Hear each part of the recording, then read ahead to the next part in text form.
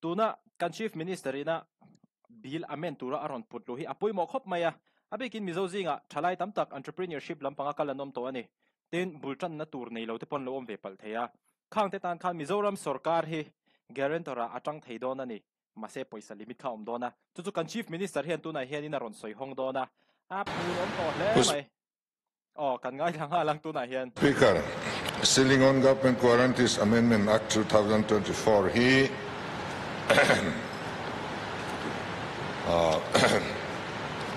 muk alna kahandila kasoingal mai donemi. Yeah. Move ngal che. Le lame.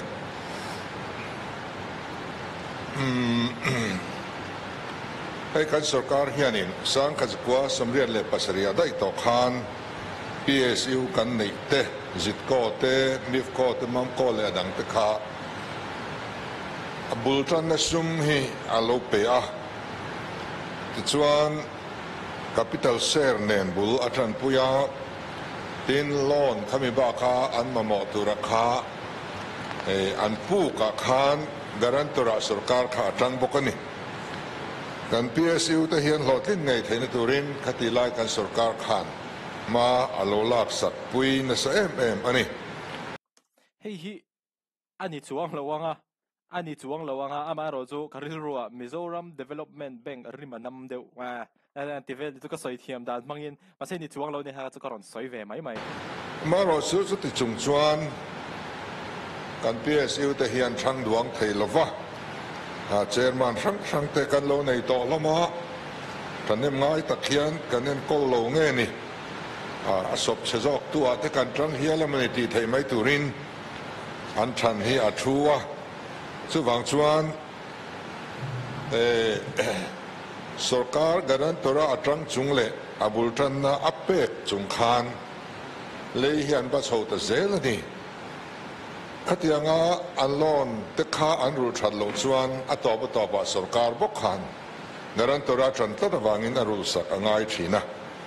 chu wangin kumsang ni le som pakhata khan khati lai kan sarkar khan film khorangai ni hitin Mizoram Sealing on Government Guarantees Act 2011 kha alo siama kan pass ta chuanin bituk khan siam ta financial year April ni khata lo intran chia hianin loan poisa an bat theiza ta kha GSDP estimated at 25%. Sealing khan siam saktani khai tam kha leiba khan nei theilawang ti ania ten sarkarina garantia jukpet theichin kha GSDP atanga so the 3% apel turani lautin an lo siam ani chutianga sarkarina garantia transakhian 0.75% hi commission alo ave thina kan sarkar point tichuan khamichin khachu afel maya athamaya social tur aum lova amaro chu khamya amendment ansiam pa khan section 4 subsection 2 hi amendment ania chu hetiang henia no government guarantee shall be extended to individuals, private institutions, or private companies. Tianitani. LIPSU te and performance at lem lo vanga sealing and siam sagrol khan mimal sumdon nale entrepreneurship lamakaldu skill development ate katiang zong private institution le private company zong kha garantora tran kha aron khap tavek ani Emini hian he hausa ne hian kanin nial viau maya hetiang ani chuan athadon emni kan thalai te hi chatuanin mason lo turin kan da don ti naimi bultran na nei silova le khan sira thiam na neya engkim an nei veto bultran na turnu le pain pe turan nei bok silova chuta lon an mamo da kham turan nei le bok silova heng ho tan hian sarkar garantora kan tangam don lom ni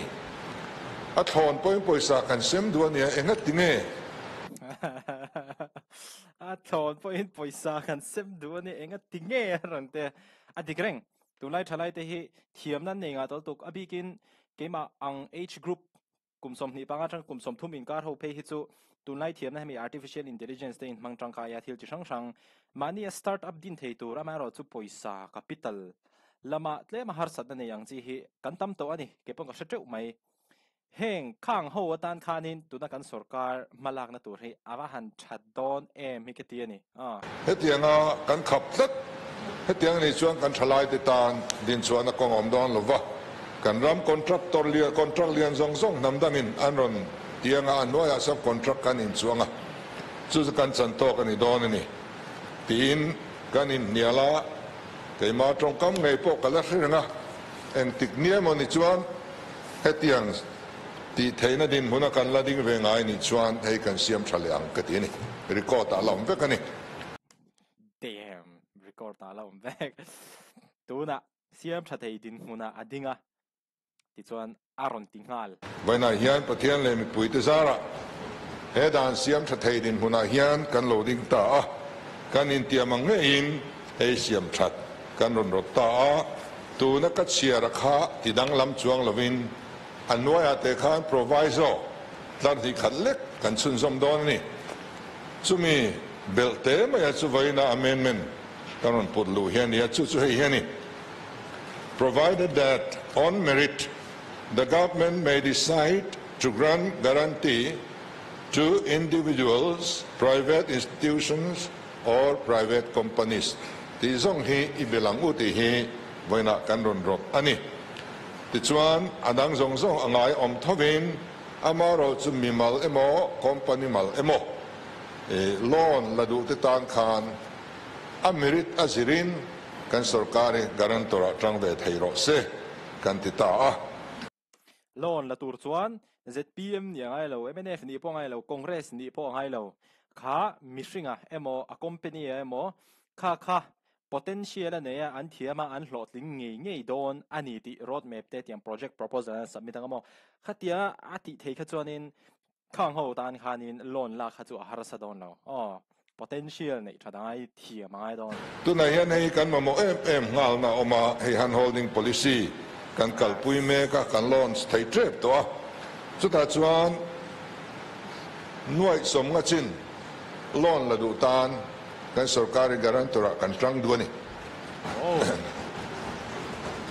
ten kan in tiamang nge in nuai som nga china hian interest free loan pe kan tumani sumia tan chuan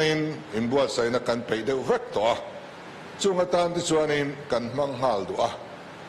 tuna hian sum nei lo te bul tran du si thiam na nei tha em kan thalai te singa hian an tama bultan na nei lo lai takhi a problem ani chu adu na zong kha kan pedon lo hemia hian da kham om lo chu mi ba ka chuan da kham om lo rule le ngai lo GIA anga a thlona pe scheme special package kan nei boka nuai khat thleng ani chu mi nuai khat thleng tan puina rondil te po an lo kalanga kan party mi ni anang chu kan peng se kan ti mai don lo atua po khani se align department a kan tiranga line department a khan line officer anom vekang chumi te chuan an lo en dikang en party nge ani ti an en tel tur ani lo re mi pui sarkar ani a emi hi a pui tling donem a trade hi a project hi pui tling tlak aniem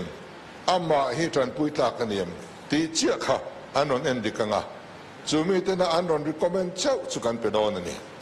ti chuan pe kan ni nuwa an mang tha em kha line officer ten an lo supervise liang tu na hian kan ti dan dik lo de mai chu loan engen margin money chi 20 te 35 thlengin awma kan ti dan thalo em chu min loan an wala 35% margin money thalelin loan an lani Isan an han late te a loan an lak zo vele an loan kan an vom luna an vom lum ta an vom lum zo chia khan 35% margin money chia it khan loan an la chu soi nuam lo takani benga lo boy pui tu te nen hian ai sem thina ni kan khe chiang ani hei eng project ma khan in om je nei lo re eng ma thok jong lo kha thlen to lo ni turin ke ni chuan line officer ho kha trul te omani lo chuan kha project azoma chuan transfer po kanoi don to lo ni kha na kha top thlengin anen kolanga ti chuan in an venga nga alo ting nge ni ti kan in suaranga lon an lak poin katia vom hlum mai om to lovin an mang nge ni ti kha kan in suar zel dona chu tiang chuan da kham om lo rul le ngai lo ang chi nuai khat thleng kan tia po kha ngun taka endik vekin om to don ani ti chuan khatianga kan ti so chuan kan entrepreneur ho te kan thalai te hi hei tu na hin opening atam ema investment policy tharte kan nei to a collaboration te point ti chove thei zel anga bulan tananga uak dan atam tual anga nakina chuan national tender te international tender thenga an san ve thei hun alo mang ti be sein he amendment hi kan rom chok chuak ani a hei hi mi puinol le abik takin kan thalai tena an nga le em ani awangin he amendment hi min pompui theu turin kan nge nani alo me a tha ka ti khop mai ke chu mi pui ne ngai dan a tha in tem i chu a tha ka ti ki thil ki mizoram sarkar in kimi ki ati lot ling thei ani chuan mizoram mi pui te ta na thadon ni tin amani zpm sarkar tam po khena thadol ani chan chu thalai nan bo box sia tu na he mo tin hei hi chu opposition lampang po hianin a tha an ti pui ka ring mizo thalai te tan hena thadon e mai tin kitianga ngai tu chhuwa na chang an thria po khi a tha ka ti khop mai soi tong khani nuai som nga chin lon la du tan sarkar guarantor an tang du a tin nuai khat thleng chi phei kha chu rul le ngai lo chi te po kha om ni oma tin nuai som nga ha pung om lo da kham ngai lo o da kham tu om bok lo a tha khop mai a chan chu a personal loan lak don pon bank a chuan in sarkar nga thok i te ngai a personal loan pe chu interest rate te sanga tin civil score te hin check box train si amo khang lama har san na nei te tan phei kha chuanin a tha don mani a chan chu mizo thalai tam tak khi kan fing to kan thiam to kan theina po asang to ni hetiang thila hian mo a tha khap mai he thil khi chu ke chona tha ka tia enge in ngai dan tunai hianin bil hin soi ho me ka ringa an passport ka ringa ni hemi amendment hi chu mo bravo thal tuk le video dot le ka in mole don ya